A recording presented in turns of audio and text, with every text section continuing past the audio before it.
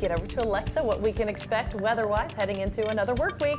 Yeah, it's a great start to the morning, other than the fact we do have some foggy spots. So that's really the only minor inconvenience we have to deal with over the next 4 hours, I would say.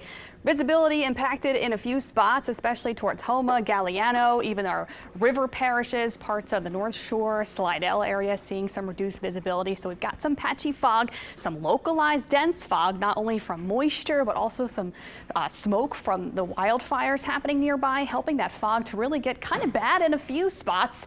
Maybe give yourself a few extra minutes for the Monday morning commute. Again, that should be all over and done with around 9 a.m. this morning.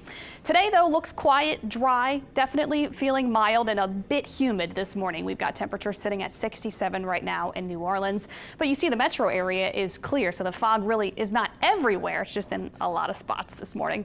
Today, expect a nice mix of sunshine and clouds by the afternoon, feeling just a touch humid today, still fairly pleasant, just very warm again. We're getting back to the mid-80s for our high temperatures this afternoon.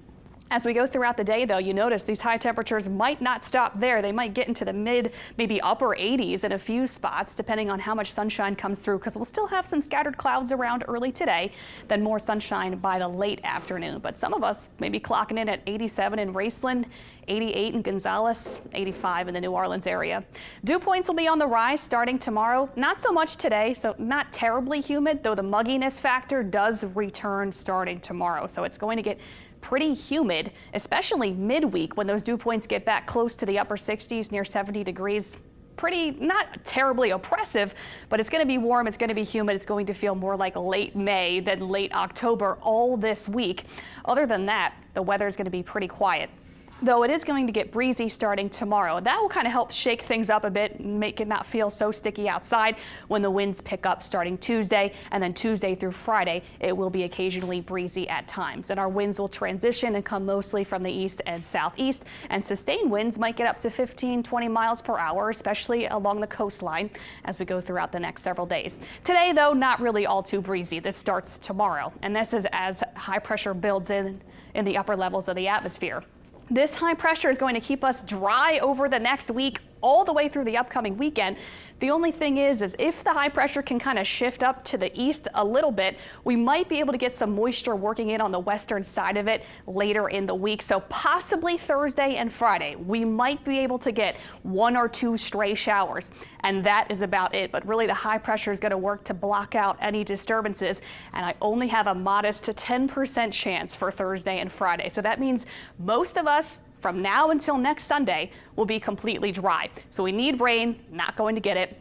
We want the cooler temperatures, not going to get that either for the last final full week of October, but maybe next week as we close out the month and get into November, we might be able to get some cooler air the first couple days of November, looking at possibly a strong cold front. It might arrive after Halloween though, so not the best. We like when it's cool on Halloween. Let's talk quickly about the tropics. Don't have to worry about anything in the Gulf of Mexico.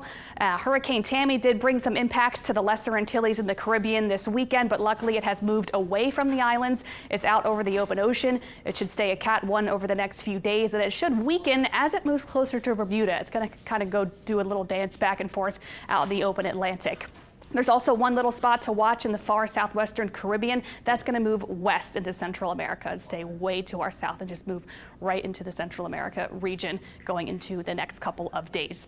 Our 7-day forecast giving us temperatures mid-80s every single day. Nights and mornings mild and humid, 60s, maybe even 70s for our low temperatures returning. So no more chilly, cool, refreshing mornings all this week. Have to turn the air conditioners back on as the mugginess comes back in.